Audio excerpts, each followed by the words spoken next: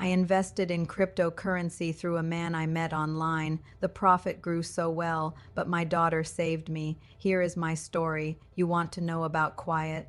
Let me tell you about quiet. It isn't the quiet of a library. That's a respectful quiet, full of potential, the sound of thoughts turning into words on a page. It's not the quiet of a snow-blanketed morning either. That one is pure, a clean slate. My quiet is the hollow kind, the kind that settles in after the door has been shut for the final time. And you realize the slam didn't echo because there's nothing left in the house to bounce off of. It's the soundtrack of my 81st year, here in this colonial on Maple Drive, 3 bedrooms, 2.5 baths, and every single room is a museum I didn't mean to curate. The living room displays the family years. There's Melissa, gap-toothed and beaming in her third-grade photo on the mantel. There's the sofa where Frank and I would watch the evening news, his hand resting on my knee until it didn't. The dining room is the special occasions wing, the good china behind glass dormant. The silence in there is so thick you can see the dust motes hanging in the sunbeams, afraid to move. The worst is the kitchen. That was my territory. The sound of sizzling bacon, Melissa's teenage gossip over cookie dough, Frank's newspaper rustling as he waited for his coffee. It was a symphony. Now the hum of the refrigerator is the conductor. It drones day and night, a single endless note for my one-woman show, 16 years.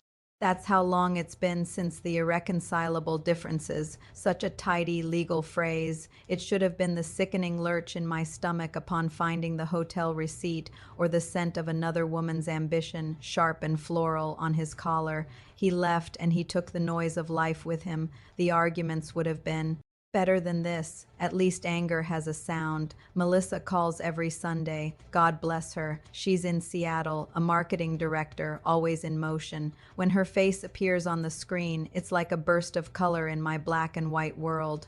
But I can see the split screen in her eyes. She's looking at me, but she's also checking the clock, thinking about a presentation, about whether her son, Tyler, remembered his cleats. Her love is a busy, distracted thing. I am a scheduled appointment in her thriving life. How are you, Mom? She asks, and I want to say I am slowly turning into wallpaper. I am forgetting what my own laugh sounds like. But I say, I'm fine, sweetie, just fine. The world outside my door doesn't see me either. At the grocery store, I'm ma'am, a demographic to be navigated around. The young man at the bank speaks to me with a slow, loud kindness, as if loneliness has made me hard of hearing. My doctor talks about my bone density and my blood pressure, but never about the ache in my heart. It's as if once you pass a certain age, you retire from being a woman. You become a collection of symptoms and polite nods. The flutter in your chest is only ever considered arrhythmia, never anticipation. So I tend to my museum. I dust the photographs. I wait for the Sunday call. I listen to the clock tick, tick, tick, measuring out a time that feels less like living and more like politely waiting. That's the hollow quiet. It's not the absence of sound. It's the absence of an echo. You speak and your voice just disappears into the void unheard. You begin to wonder if you've made a sound at all. You begin to wonder if you're still here. That was me on a Tuesday afternoon, the sun making a lazy path across. The too clean carpet, just me and the hollow quiet, and the iPad on my lap, a little window to a world that seemed to have forgotten my address.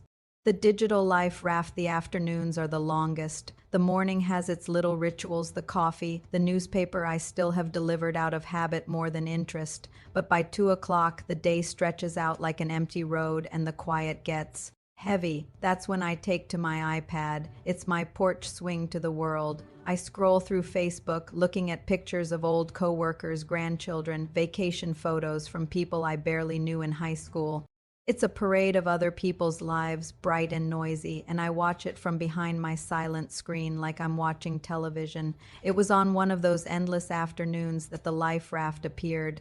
A little notification popped up. Robert Gable sent you a friend request. I didn't recognize the name. I almost clicked ignore. Heaven knows at my age you learn to be wary, but his profile picture, it gave me pause. He was a handsome man, there's no denying it. Silver hair, thick and well kept. He stood on the deck of a beautiful white yacht, the sun behind him making a halo around his shoulders. He wasn't smiling at the camera exactly, but there was a kindness in his eyes, a calm confidence. He looked like a man who had lived, who knew things. Curiosity got the better of me. What harm could it do? I clicked accept almost immediately. A little message bubble appeared. Robert Gable, your smile in that picture with the sunflower is absolutely radiant. It stopped my scrolling dead. I actually caught my breath. I had to think which picture. Oh, the one from 3 summers ago when Melissa and the kids visited and we'd gone to the botanical garden. Sarah had taken it. I was squinting in the sun, a big floppy yellow sunflower beside my head. It was a nice picture, but radiant. No one had used a word like that to describe me in. I couldn't remember how long. My fingers, a little stiff with arthritis, hovered over the screen. What does one say? A simple thank you seemed too small. I felt a ridiculous flutter, like a girl getting a note passed in study hall. Me, that's very kind of you to say. Thank you. He wrote back right away. Robert Gable, kindness has nothing to do with it. It's the truth. I'm Robert. It's a genuine pleasure to make your acquaintance, Elaine. He used my name. He'd looked for it. That felt deliberate, considerate. And so we began to talk. Not just that day, but every day after. He was a cryptocurrency broker, he told me, based in Singapore, but always traveling Dubai, Zurich, Monaco. He worked with high net worth clients, managing their digital assets. It sounded impossibly glamorous and modern, a world away from Maple Drive, but it wasn't his job that captivated me. It was his loneliness. He was a widower, his wife, Clara, taken by cancer 5 years prior. He described it with a poet's sorrow that resonated deep. In my own bones, the emptiness of a penthouse after a lifetime of shared sounds, the silence of a dinner table set for one, the feeling of being adrift in a city of millions. I understand the quiet, Elaine, he wrote one evening after I'd shared a little about Frank, about the divorce. It's not an empty space. It's a presence, a cold one. It sits in the chair across from you. Tears welled in my eyes. Yes, that was it exactly. He had given the feeling a shape, a place to sit. He saw my hollow quiet, and he named it. In doing so, he made it feel a little less isolating. My loneliness was no longer a private, shameful thing. It was a shared human experience. He was out there on his yacht, in his penthouse, feeling the same chill. He never asked for a video call. The satellite internet out here is terrible for video, he'd explain when he was on the rig overseeing some offshore operation.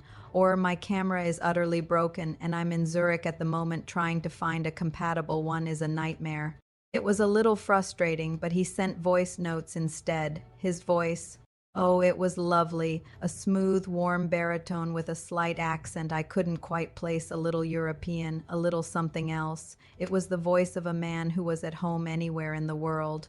He'd say things like, thinking of you makes this hotel room feel less anonymous, my dear, my dear, my dear, my angel, my unlikely miracle. The words were a balm. They were a spotlight in my museum, and for the first time in 16 years, I felt like the main exhibit, not a relic, but a treasure. He was talking to me, not to Melissa's mother, not to Frank's ex-wife, not to the nice old lady in house number 214. He was talking to Elaine, and he made Elaine feel fascinating. The digital world on my iPad, which had been a window for watching other people's lives, suddenly became a door, and on the other side of it was Robert. He was my conversation over morning coffee, my thought in the middle of the afternoon, my goodnight whisper. The hollow quiet didn't vanish, but it receded, pushed back by the ping of a new message, the sound of his voice in my ear, and the glowing, radiant feeling that someone somewhere finally saw me. The strangest thing happened. Time, which had been dragging its feet through my empty rooms, began to move differently. It wasn't measured by the tick of the hall clock anymore, but by the space between Robert's messages, the wait from his good morning, my angel. I hope you slept well to his midday check-in became a sweet, anticipatory thrum in my chest. My days, which had been flat and featureless, developed a new topography, little peaks of joy when my iPad chimed. He had a name for what we were building. He called it a connection of timeless souls. Age is just a number on a calendar, Elaine, he said in one of his voice notes. I was doing the dishes, my hands in warm, soapy water, his voice filling the silent kitchen from the speaker. It's a tax bracket, a doctor's concern, but your soul, the one I'm getting to know through your words and your wisdom, it's vibrant, it's ageless. It's beautiful. I dropped a plate. It didn't break, thank goodness, but it clattered loudly in the sink. Beautiful. The word reverberated in the quiet house long after his message ended. Frank hadn't called me beautiful in 20 years. I'm not sure I'd thought of myself as beautiful in even longer. I looked at my reflection in the dark window over the sink, the soft jowls, the web of lines around my eyes, the hair I colored a cautious shade of auburn every 6 weeks at the salon, an old woman's face. But Robert wasn't looking at that face. He was listening to my soul. Or so he said, and God help me, I wanted to believe it. He became my confessor. I found myself telling him things I hadn't even fully admitted to Melissa. The deep, ugly shame of Frank's cheating, not just the betrayal, but the humiliation of being deemed replaceable. The fear that crept in at AM, cold and sharp. The fear of becoming a burden, of Melissa having to choose between a crucial business meeting and driving me to a doctor's appointment, of my needs slowly, inevitably shrinking.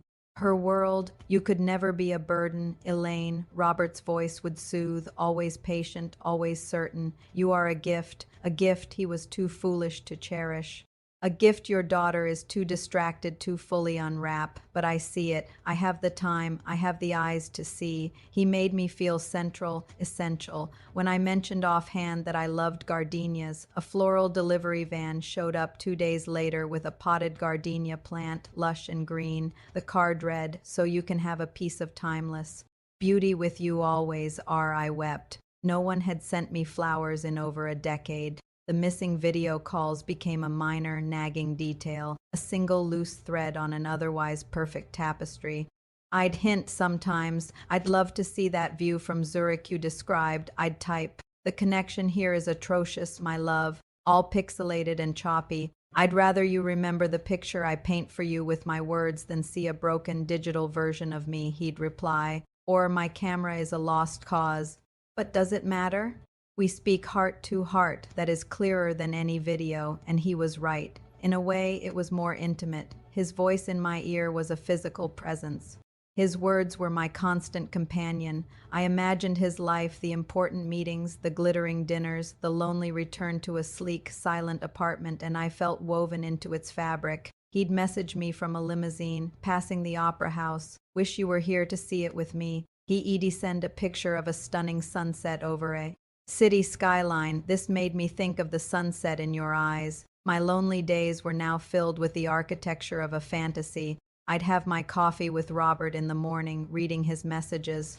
I'd take my afternoon walk, telling him about the robins building a nest in the old oak. I'd describe my meatloaf dinner, and he'd tease that he was jealous, that he was stuck with another room service steak.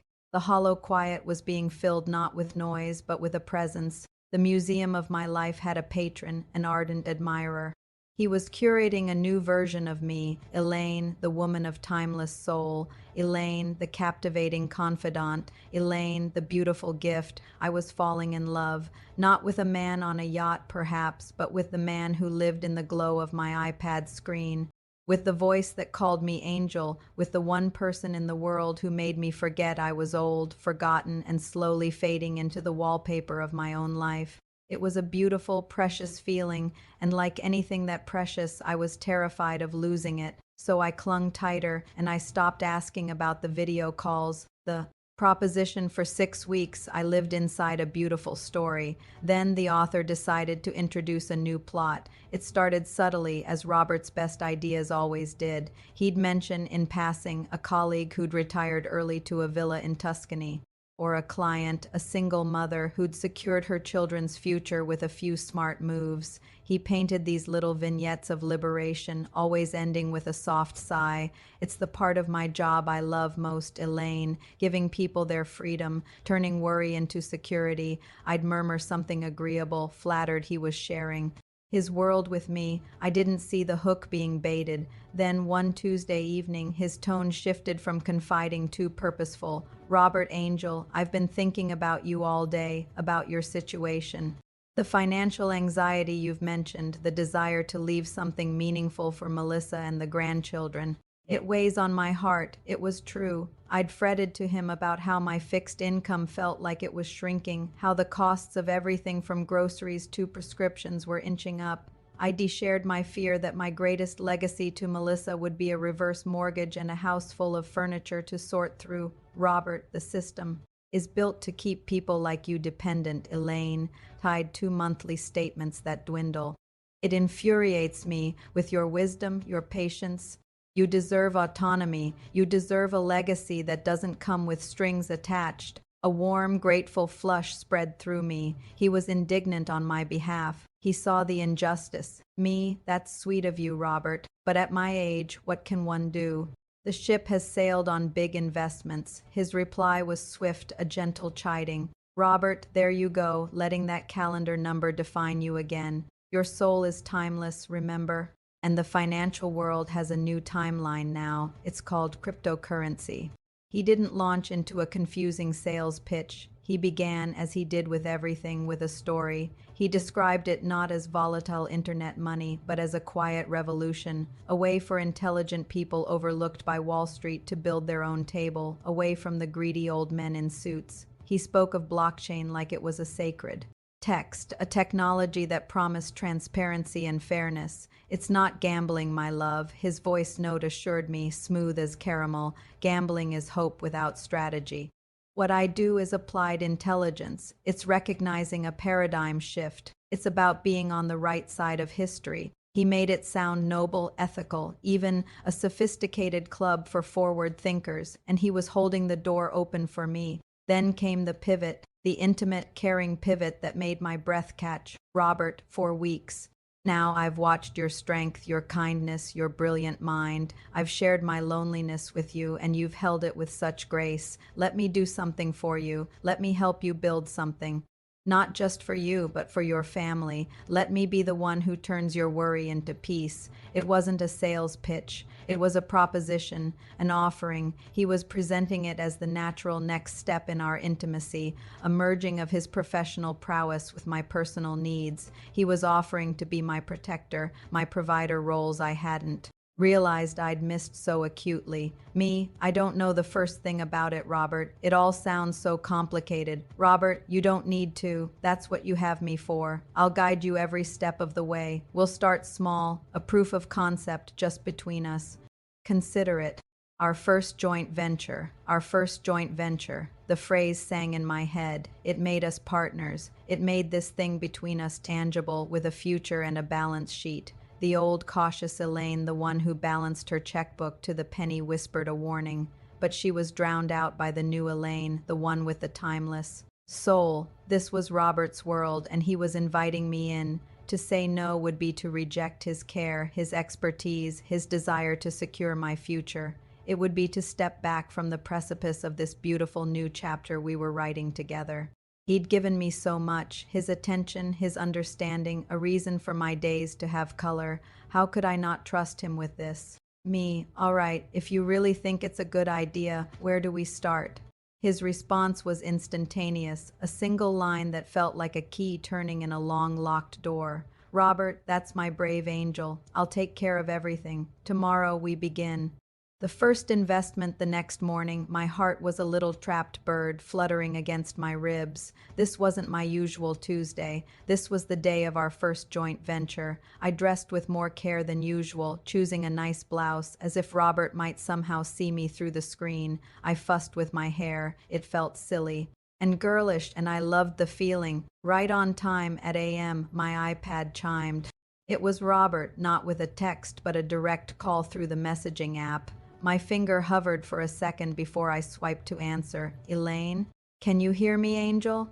His voice was clear, closer and more real than in the voice notes. It held a warm, business-like energy. I can hear you, I said, my own voice sounding thin and reedy to my ears. Perfect. Now, don't be nervous. This is simple. I'm going to be right here with you. Are you at your computer or just the iPad? The iPad, I said. It's what I'm used to. Even better, more mobile. Now open your browser for me. I'm going to send you a link. It's a private invitation-only trading platform my firm uses for our most valued clients. It's secure as a vault. A little text bubble appeared with a link. It looked official. A string of letters and numbers that ended in trade. Not a calm, which I knew, but that made it seem more exclusive, more professional. Go on, click it, he urged gently. I did. The page loaded into a sleek, dark interface. It was all deep blues and grays, with clean charts and scrolling numbers. It looked like something from a movie about Wall Street. There was a logo in the corner, a stylized, abstract lion's head. It felt powerful, serious. Can you see the login fields? Robert asked. Yes, excellent. I've already pre-registered an account for you. Your username is your email. The temporary password is Timeless One. Capital T, go ahead and log in. Timeless One. My heart did that silly flutter again. He'd remembered. I typed it in, my fingers fumbling a little. The screen refreshed, and suddenly I was in. A dashboard appeared with my name Elaine P. in the top right corner. It made it feel real, like I had an office here. Now you'll see a prompt to set up your secure wallet and link a funding source, Robert explained, his voice a calm guide in my ear. This is where you'll transfer your initial capital. Think of it as opening a new, very special savings account. He walked me through each step. It was confusing, routing numbers, account numbers, confirming micro deposits, but he was endlessly patient.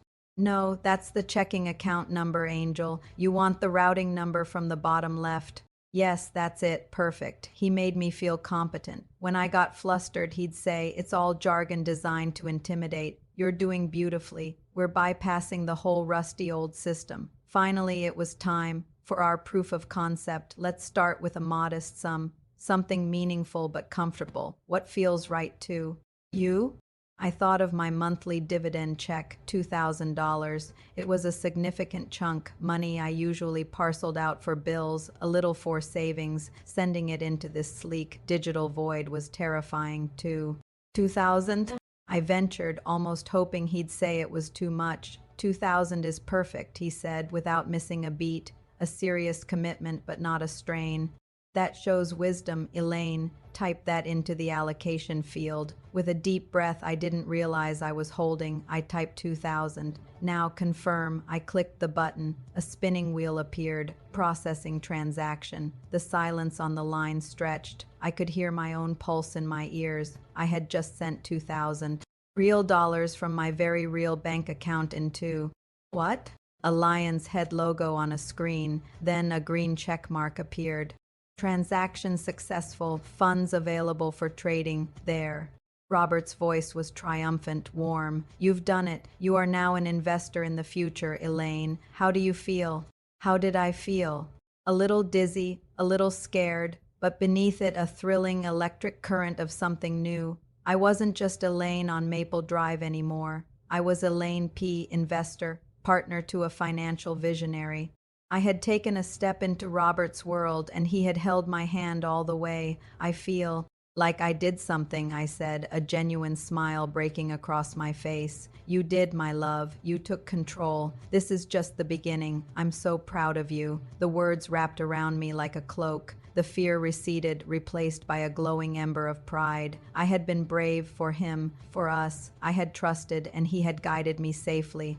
The transaction was complete. More than money had been transferred. A deeper investment of faith had been made. And sitting in my silent living room, I felt richer than I had in years. The thrill of the dashboard, I became a woman obsessed with a screen. My old routines didn't disappear, but they were now performed with one eye on. The iPad, which I kept propped up on the kitchen counter or on the side table next to my armchair.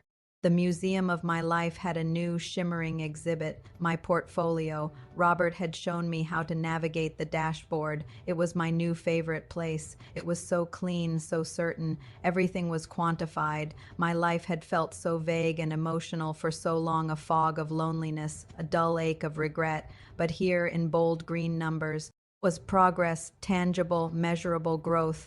The morning after the transfer, I woke up with a knot of anxiety. Had it all been a dream? A foolish mistake? I shuffled into the kitchen, my robe tied tight, and with trembling hands, I opened the platform. Balance $2,147.5. I blinked. I refreshed the page. The number held steady. Again, overnight, $147.50 for doing nothing but sleeping. A text from Robert arrived as if on cue. Robert, good morning, Angel. Did you see? The market is already welcoming you, a little morning gift. It wasn't just a gift, it was validation. It was proof I hadn't been a fool. I made myself a cup of tea and just stared at the number, a slow smile spreading across my face. I had made money while I slept. The thought was absurdly powerful. The numbers began to change more. Frequently, sometimes it was just a few dollars. Sometimes, like on the third day, it jumped over $300 in a single afternoon. Robert would message me when a big move happened. Robert just executed a strategic position on your behalf based on some insider pipeline news. Watch the balance now, and I would watch, breath held, as the number ticked up and up and up. 2,800美元, 3,100美元, 4,250美元. A daughter's intervention, the cold feeling in my stomach had crystallized into a hard, heavy stone. Robert's frantic messages were still lighting up my screen, pleading, pressuring, a stark contrast to the soothing voice note I'd clung to for weeks. This is the moment, Elaine. Don't let fear win. Think of the legacy, but a different voice was rising in my head. A practical, no-nonsense voice that sounded like peanut butter sandwiches and skinned knees and being told to wear a coat. Melissa's voice. I stared at the $5,000 demand on the support chat, still open on my screen. I looked at Robert's last message. I'm disappointed. I thought you were braver than this. That one stung. It was designed too, before I could talk myself out of it, before I could fall for his version of bravery. I did the bravest thing I could think of. I picked up my phone and called my daughter. It rang twice. Mom. Hi. Her voice was its usual sunny bustle. I could hear the beep of a microwave, the distant thump of bass from a teenager's room, the sound of a life being lived at full volume. Everything okay? It's not Sunday. Melissa, honey, I need your opinion on something. I tried to keep my voice light, conversational. I was an old hand at pretending everything was fine. It's a bit of an interesting situation. Okay. Shoot. Her tone shifted slightly, attuning to mine. I took a breath. You know I've been talking to someone online, a man named Robert, a beat of silence. Okay, she said, carefully neutral. He's been lovely, a widower, a cryptocurrency broker. I launched into the story, framing it as an exciting adventure. I told her about the investment, the dashboard, the amazing growth to over $8,000. I made it sound sophisticated, like I'd been clever. So I went to withdraw a little just as a test, and the platform says I need to pay a $5,000 fee to upgrade my account.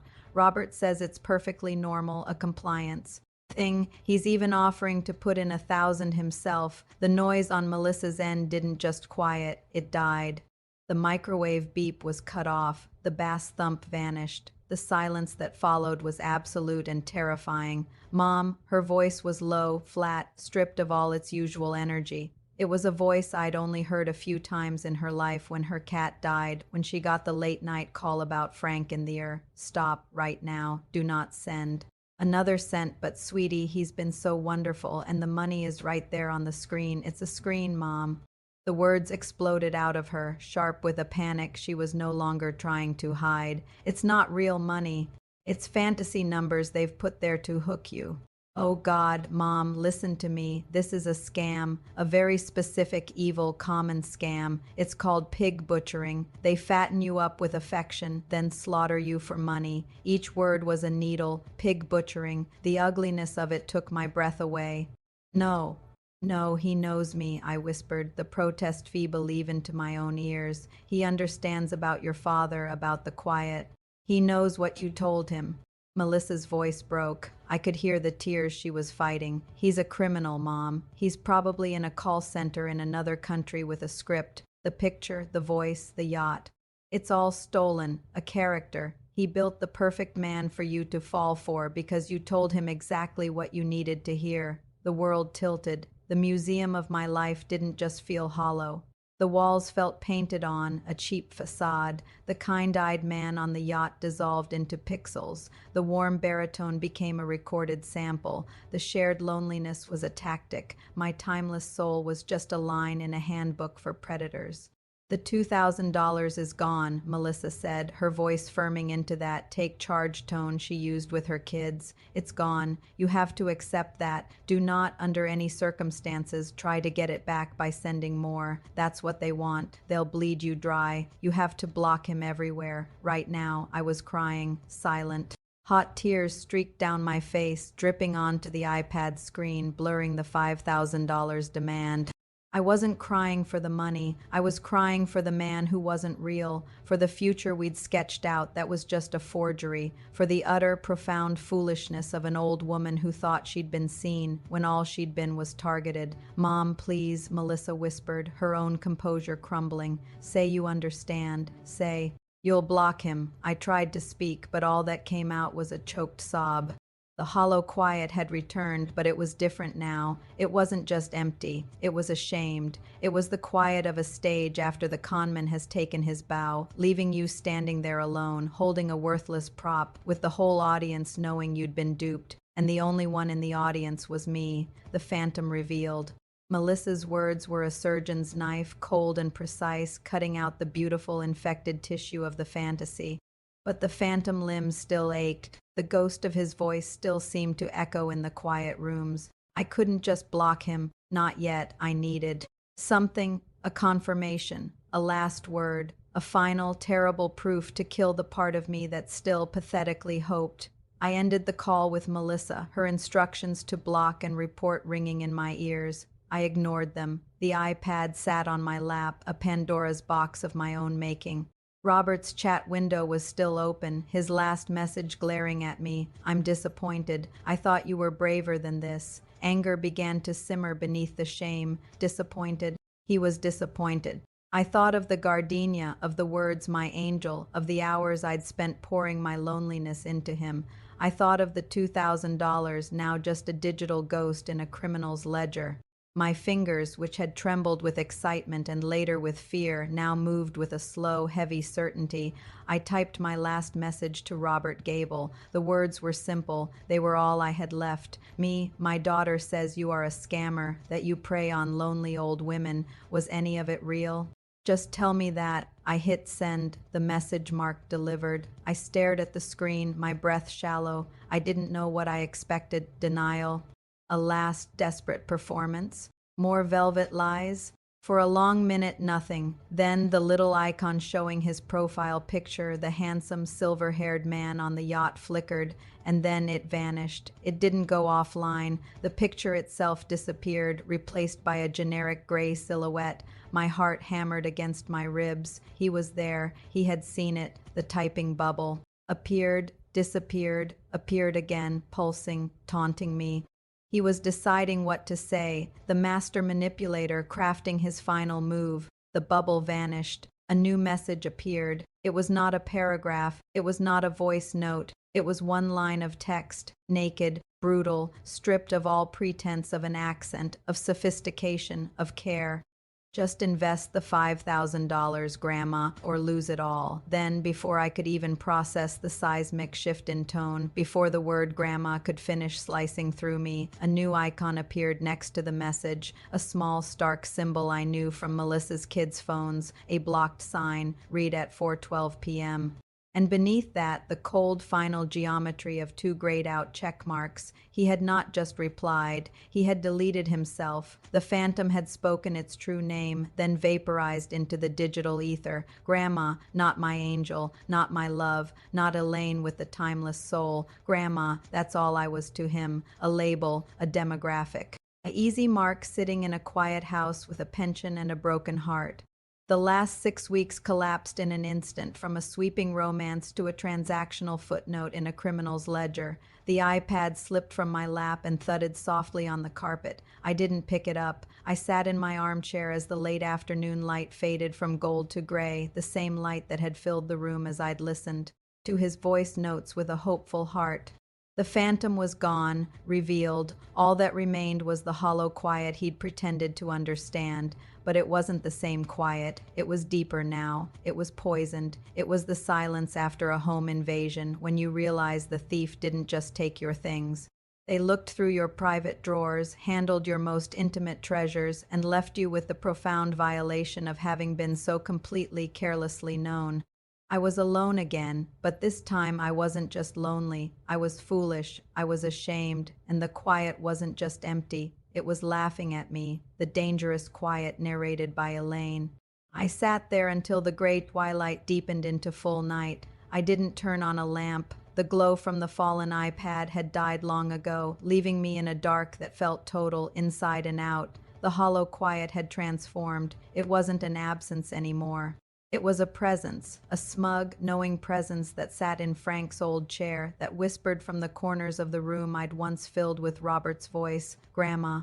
The word was a brand. It marked me not by my age, but by my vulnerability. My loneliness hadn't just been a sadness. It had been a scent I'd given off, attracting a predator with a perfect digital lure. I had been so hungry to be seen as a woman that I dismissed the obvious truth. He only saw me as a wallet. A soft, old, gullible wallet. The house, my museum, felt different. The photographs of Melissa seemed to look at me with pity. The sofa where I'd spent hours chatting with a phantom felt like a crime scene. My own reflection in the dark window was a stranger, an elderly woman with a foolish, shattered heart. The danger wasn't out there. It was in here, in this quiet, in this need. It had been the crack in my door, and Robert, or whoever he was, had simply pushed it open. With a deep, shuddering breath that felt like my first in hours, I bent slowly, my bones protesting, and picked up the iPad. The screen was black. I pressed the button. It lit up, still on the chat window. The last message, that brutal final line, was still there. My own pathetic question above it. Was any of it real? I closed the app. I found his name in my contacts, Robert Gable, Singapore, and I deleted it. I blocked the profile. The actions felt meaningless, like closing the barn door after the horse has not only bolted but been slaughtered. Then I did the only thing left to do. I called Melissa. She answered on the first ring. "Mom?" Her voice was raw with worry. She'd been waiting. "You were right," I said. My voice sounded ancient, scraped hollow. There were no tears left. "He's gone." He called me Grandma, and then he blocked me. I heard her sharp intake of breath, not of surprise, but of pain. Pain for me. "Oh, Mom, I'm so sorry. So sorry." The $2,000 is gone, I stated, as if finally convincing myself. "It is," she said gently, firmly, "but we stopped the bleeding right now, okay? Can I walk you through the next steps? We need to report it." And so, in the dark of my living room, with my daughter's voice a lifeline from 2,000 miles away, I began the paperwork of my own humiliation. She guided me to websites, the FTC, the FBI's Internet Crime Complaint Center. I recited details like a witness to my own robbery, the fake platform's URL, the dates, the amounts.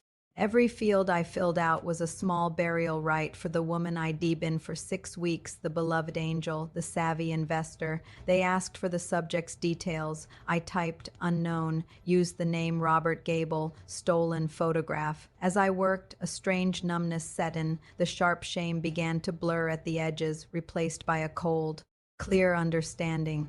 This wasn't a personal failure. It was a structural one. I was one of thousands, maybe millions. My crime wasn't greed. It was loneliness, and in a world that forgets its old, that pushes them into quiet corners, loneliness is a currency that criminals have learned to mint better than anyone. Melissa stayed on the phone until I'd filed the last report. "I'm going to come see you, Mom," she said, her voice thick. "Next weekend. I'll change my tickets." "You don't have to." "I'm coming." The finality in her tone was a different kind of love, not the distracted love of a busy daughter, but the fierce, protective love of a person seeing a wound. When we hung up, the quiet returned, but it was different again. It was no longer laughing. It was just quiet, acknowledged, a fact of my life, like the arthritis in my hands, but now I knew its true nature. It wasn't just empty space. It was a territory, and it was full of traps for the unwary and the unloved. I would fill it again, but never in the same way, not with a phantom's voice. Maybe when Melissa came, we would fill it with real conversation. Maybe I would finally tell her properly about the depth of the quiet after her father left. Maybe I would find a book club or volunteer at the library, a real library, with paper and dust and people who had faces.